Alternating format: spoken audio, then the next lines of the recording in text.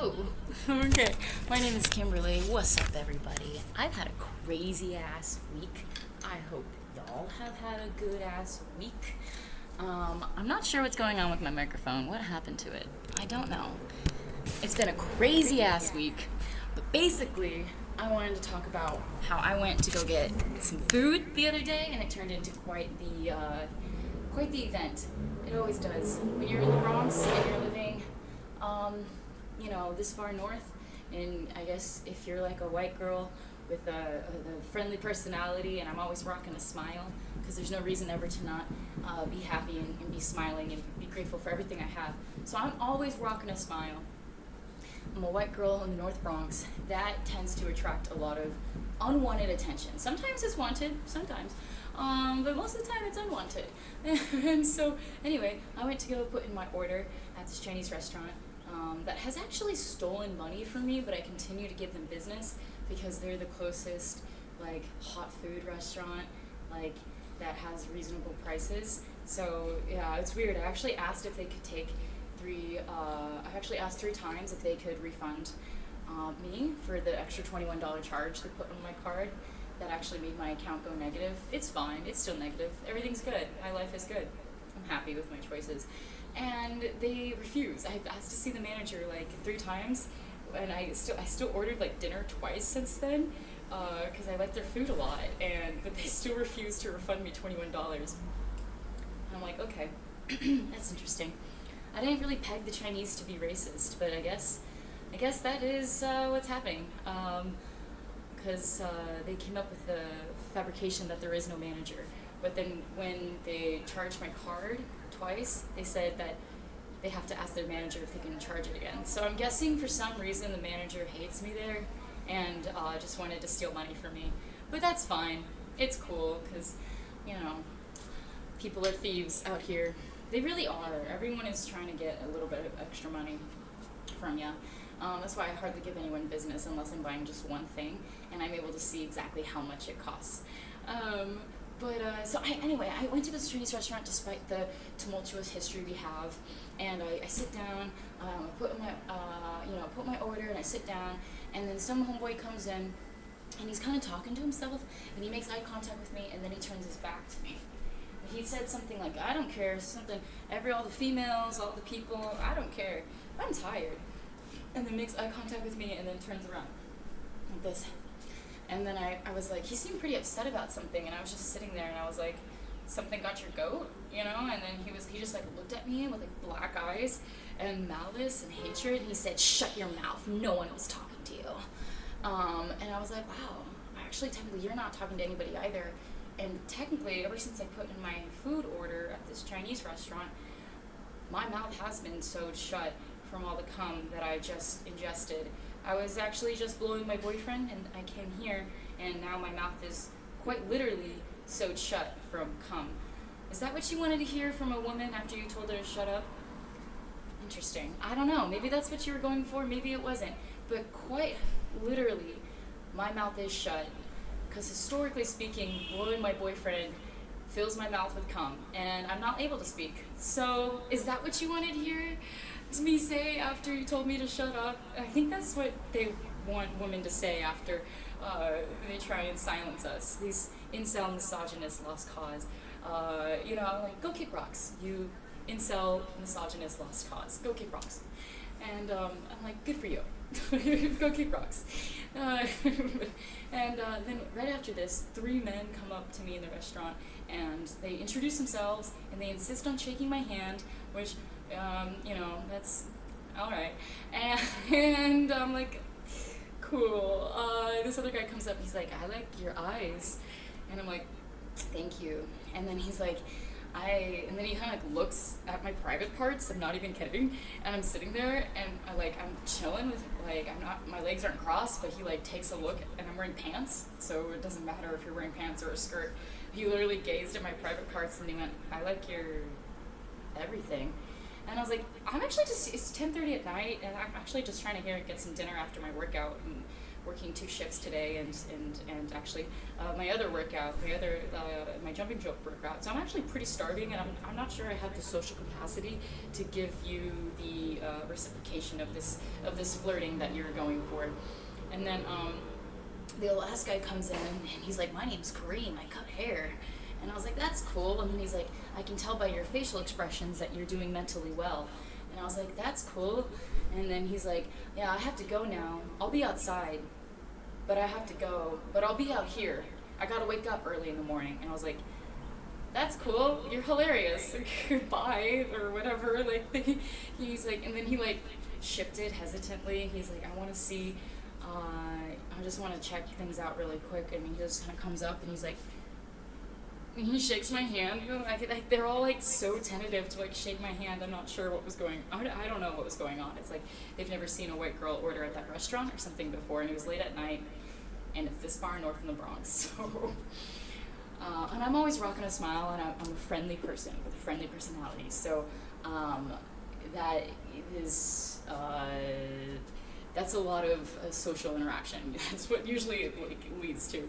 And it's a good time. It's beautiful to be alive, I'll say that. And I was like, all right, cool. That was 3 different men that just came up in the matter of like 30 minutes ordering one Chinese dish. And then the Chinese dish like took forever to make. They made me sit there for like 45 minutes. They're so weird. Everyone is so weird. I try and order food around here nowadays, and no one comes and gives me the food. They think it's a big joke if I order like a chicken parm and they don't order it. I'm like, cool, that's a funny joke. So being a comedian and being well known at this point arguably has been a bit of a pain in the ass sometimes, because people think that you think everything is a joke just because you're a comedian. You're like, actually, I just need dinner. Can you just not charge my card an extra $21, or can you just deliver the chicken parm that I ordered?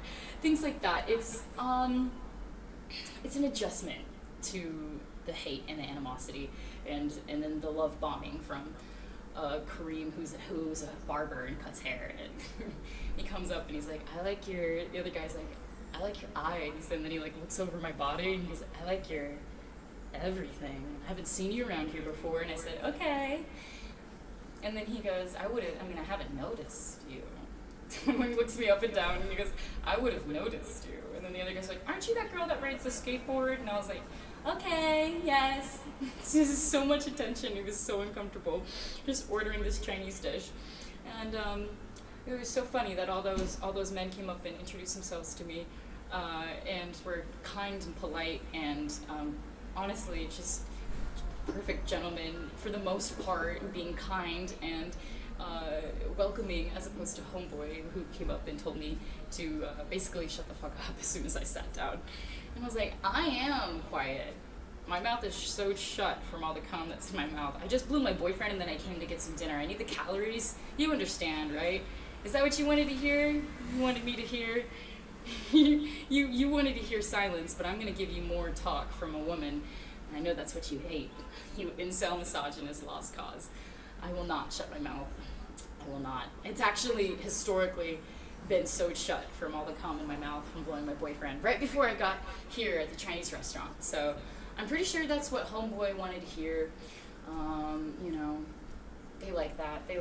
And then, so that was just ordering dinner the other night. It was a total event. And then the other day I was playing my guitar and performing and playing and whatnot. And I noticed that people like to come up and try and literally put me down or something like that whenever I finish performing. And they come up and try and talk to me and belittle me or mock me or condescend to me or make me think twice about something. I'm not quite sure exactly what their deal is. Probably jealousy or something. But this guy comes up and he just assumes this air of familiarity, and he's like, yeah, I actually, hold on, I don't want this fly to get in. Okay, the window's closed. And I was like, I actually, I just finished playing, and he assumes this air of familiarity halfway through the conversation. He's like, so the baby over there, it's pretty small. And I was like, what the fuck is homeboy even talking about? And he's like, yeah, I would bet that diabetes is the #1 killer nowadays. And I was like, yeah. And I'm packing up my gear, and then he's like, yeah, babies now, if they're extra big, that means they got diabetes. And I was like, yeah, I think they're just getting bigger every year. I said something tongue in cheek just to kind of like appease the social interaction.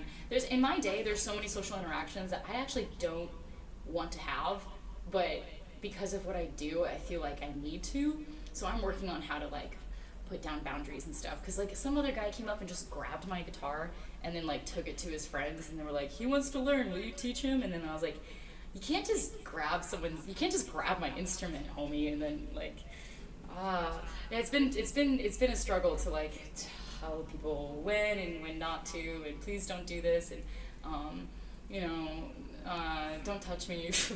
Whatever it is that I need to say, I'm working on it. It's always impressive to me how boundaries are so hard to apply sometimes.